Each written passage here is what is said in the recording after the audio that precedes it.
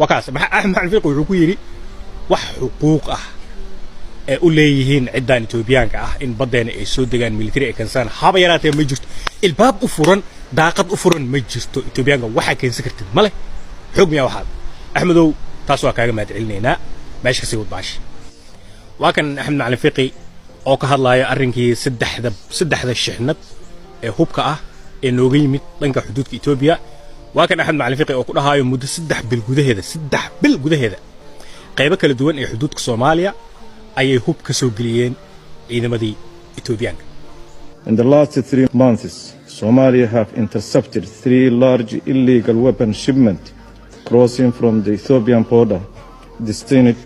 to non-state actors in northern, central and southern states of Somalia. Way horta hadalkan ani ahaan hadal ku qancay waay.